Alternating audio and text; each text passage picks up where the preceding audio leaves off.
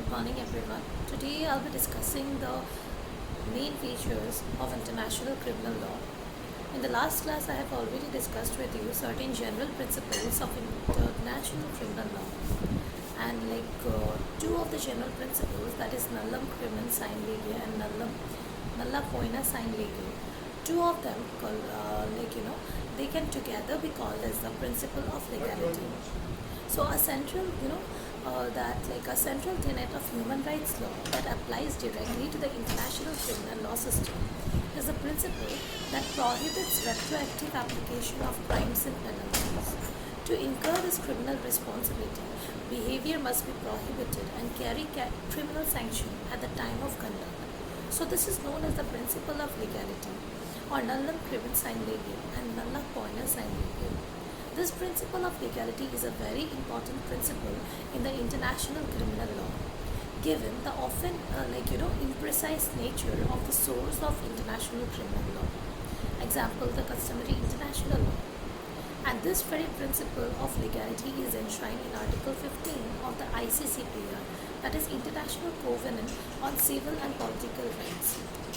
Now see, Article 15 of the ICCPR, it provides that no one shall be held guilty of any criminal offence on account of any act or omission which did not constitute a criminal offence under national or international law at the time when it was committed, nor shall have a heavier penalty be imposed than the one that was applicable at the time when the criminal offence was committed. So if subsequent to the commission of the offence, provision is made by law for the imposition of lighter penalty, the offender shall benefit thereby. So you see, therefore according to this principle of legality, if conduct is not criminal under national laws, this will not necessarily bar a person from being tried for that conduct under international law. This has long been a contentious issue in international criminal law, including during trials at Nuremberg Tribunal and Tokyo tribunals. It also influenced how the International Code of the Criminal Tribunal of Yugoslavia was drafted. And like this principle of legality, you can find it easily under Article 22 of the International Criminal Code of the Rome Statute.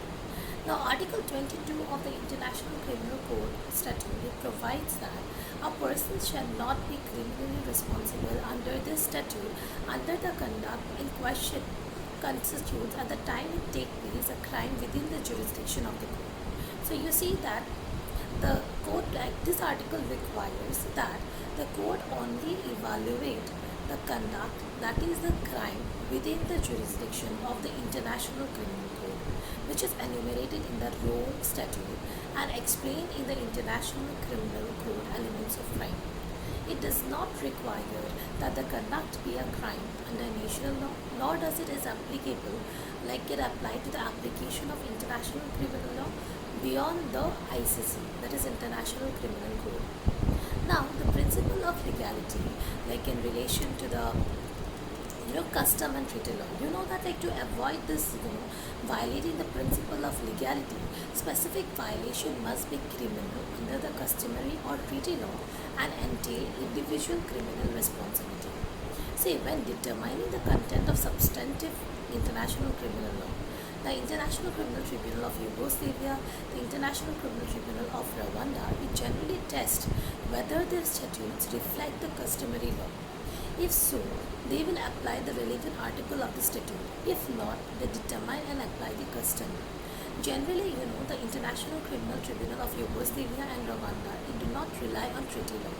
The original reason for this approach is to avoid violating the principle of nullum crimen sine lege in the event that a party to the country did not adhere to a special treaty.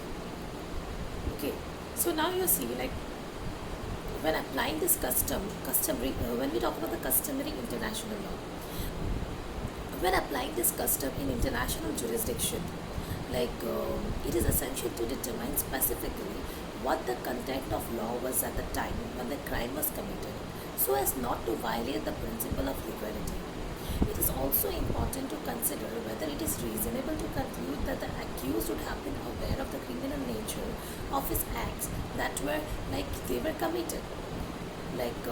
For example, in the particular case of Vasily Jevic, that at the International Criminal Tribunal of Yugoslavia, the accused was charged with the violence to life, health, physical or mental well-being of persons listed in the International Criminal Tribunal Statute, Article 4, and International Criminal Tribunal of Yugoslavia Statute, Article 3, stemming from Article 3 common to the Geneva Convention. The trial chamber in that case ultimately determined that even though the crime was listed in the International Criminal Tribunal of Yugoslavia Statute, it did not constitute an offence giving rise to criminal responsibility under customary international law at the time the crime was committed. This issue turned the precision of the definition of the crime in customary international law. So you see that customary international law is also the primary source of substantive, international criminal law. Other jurisdictions need not and do not necessarily give custom that much of importance. So this is also considered to be customary international law is also considered to be a source of international criminal law. You can see. And the factors that indicate that act is criminal under customary international law, it include the fact that a vast number of national jurisdictions have criminalized it, or that the treaty provision which provides for its criminal punishment has come to represent the customary international law. When assessing those factors, the court takes into account the specificity of international law, in particularly that of the customary international law. So you see, this is one of the principle, general principle of the international criminal law. These two principles under the principle of legality. The next principle, or another principle you can say, is double jeopardy, which we have already studied in the constitution also, in the criminal law also we have studied in the national law of our country. So double jeopardy is also another tenet of the international criminal law. This prohibits a person from being tried twice for the same conduct, and stems from concerns of fairness to defendant and motivation for thorough investigation and prosecution. The statutes of the international courts and tribunals directly reflect this principle. Now, Article 10 of the International Criminal Tribunal of Yugoslavia Statute, it says that no person shall be tried before a national court for acts constituting serious violation of international humanitarian law under the present statute, for which he or she has already been tried by the international tribunal. So clause 2 of that Article 10 of the Yugoslavia Statute, it says that a person who has been tried by a national court for acts constituting serious violation of international humanitarian law, he may be subsequently tried by the international tribunal only if the act for which he or she was tried was characterized as an ordinary crime, or the national court proceedings were not impartial or independent and were designed to shield the accused from international criminal responsibility, or the case was not diligently prosecuted. So in this case, they can be subsequently tried.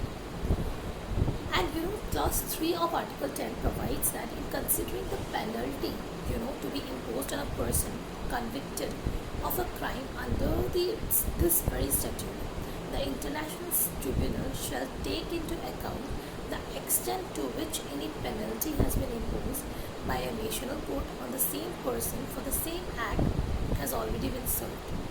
So before the International Criminal Tribunal of Yugoslavia, accused can be convicted for more than one offence for the same underlying conduct, provided that the element of offences are different. In one of the case of Tariq case, before the International Criminal Tribunal of Yugoslavia, the trial chamber, what they did, it dismissed an application by the defence which argued that the prosecution of the case violated the principle of double jeopardy because proceedings in Germany had already been commenced on the same indictment. So the trial chamber reasoned that the accused had not been subject to a judgment in Germany on the merits of the indictment, and that therefore there was no violation of double jeopardy. This principle only applies to the courts within the same legal system and does not apply across states. For example, like a court in country A cannot try a defendant for a crime already adjudicated by another court in country A, but it might be able to try a defendant for the same court for the same crime adjudicated by a court in country B. So this arises in part from the principle of state sovereignty. The courts of one state cannot bind the courts of another state. Nevertheless, each state has its own views on how to treat foreign judgments, and the cross-border implication of the principles are unsettled and not recognized as a general principle of international law. Like these issues, are of particularly importance in various countries like Croatia, Serbia. Uh, Moreover, at the international levels, courts have taken various approaches that affect the national prosecution. For example, the states cannot try persons for the same crimes adjudicated by the tribunals, the International Criminal Tribunal of Yugoslavia or Rwanda. So the tribunals are not bound by the final judgments of the national jurisdiction, but can refer to national judgments depending on the quality of the national proceedings and the characterization of the crimes tried as ordinary and opposed to serious international crimes. So, this is also a very important principle. And Article 20 of the ICC, that is the International Criminal, Statute, it provides that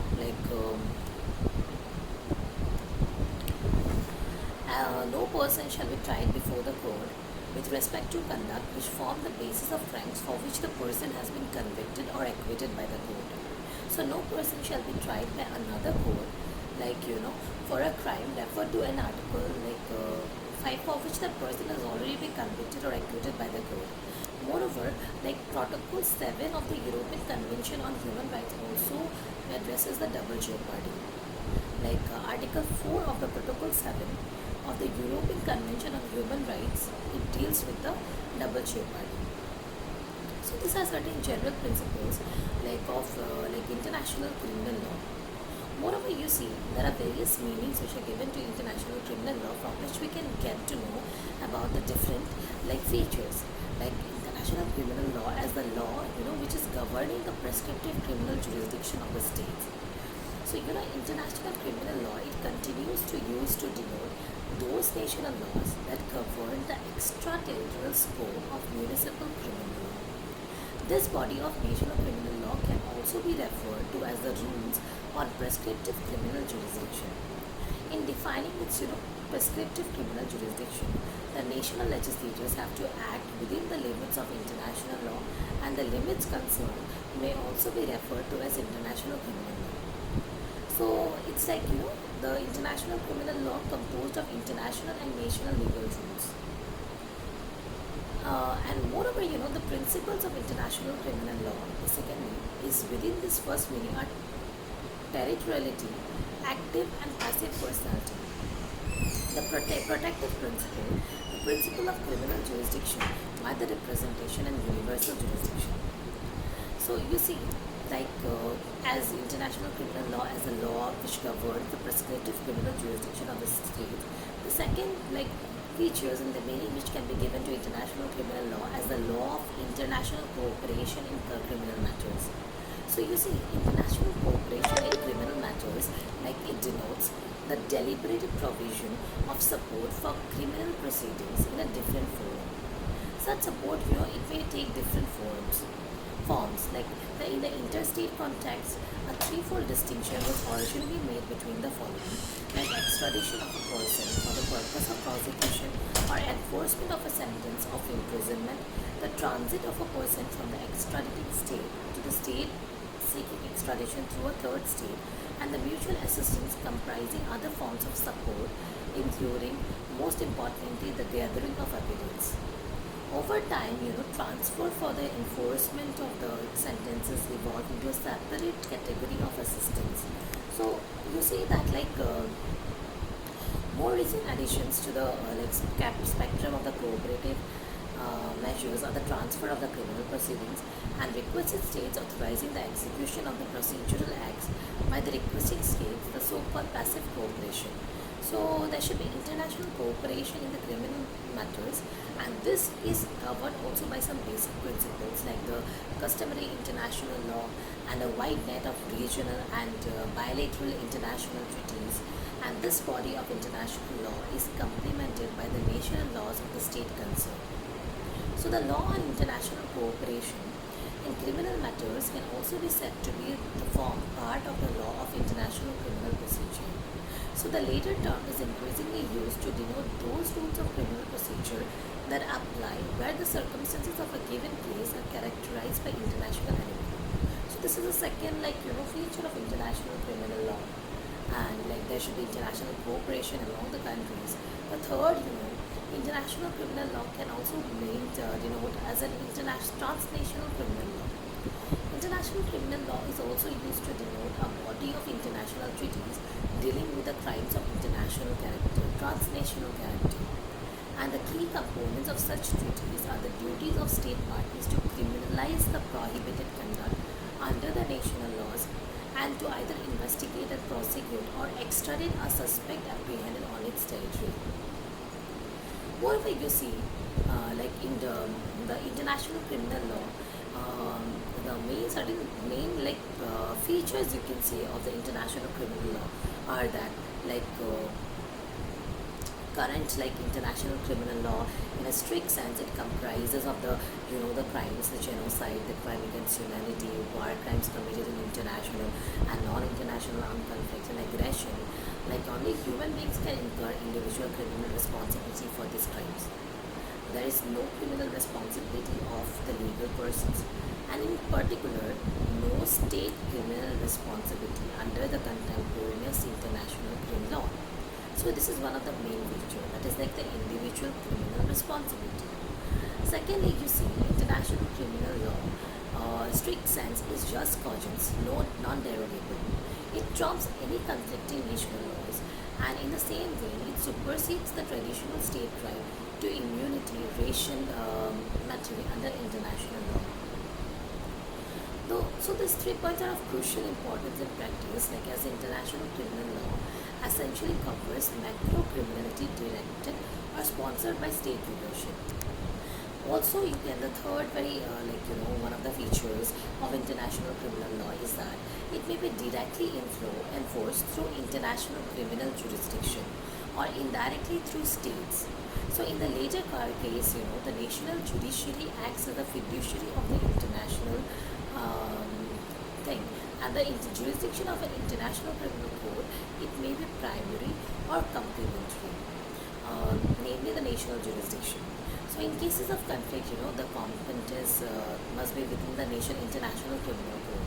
So in the case of indirect enforcement of the international criminal law through national criminal courts, it is a matter of the respective constitutional law whether international criminal law is directly applied or through incorporation or transformation into a national law. So these are certain features of international criminal law, and these are very important principles, and there are various philosophical and theoretical challenges that is given to the that is faced by the international criminal law, and there is a particular international criminal procedure is also there, which are to be followed. Just as there are various procedural laws which are to be followed. For example, the international proceedings before the International Criminal Tribunal of Yugoslavia and the International Criminal Tribunal of Rwanda clearly follows the adversarial model of common law. Most particularly, the prosecution and defense are mainly responsible for establishing the truth. So you can see the criminal procedure is different under the various tribunals, that is in the International Criminal Tribunal of Yugoslavia, International Criminal Tribunal of Rwanda, and also the International Criminal Code of the Rome Statute. So there are various the prosecution under which the criminal who will have the jurisdiction, and under which international code the matters will be dealt into. There are certain these are the certain important things which are to be taken into consideration by dealing with the features of international criminal law. So these are few features, and I'll be discussing certain other features of international criminal law, but one of the most important feature is that it entails the individual criminal responsibility apart from the unlike the public international law. And moreover, this international criminal code, it plays a pivotal role while it has a jurisdiction. So this is also to be taken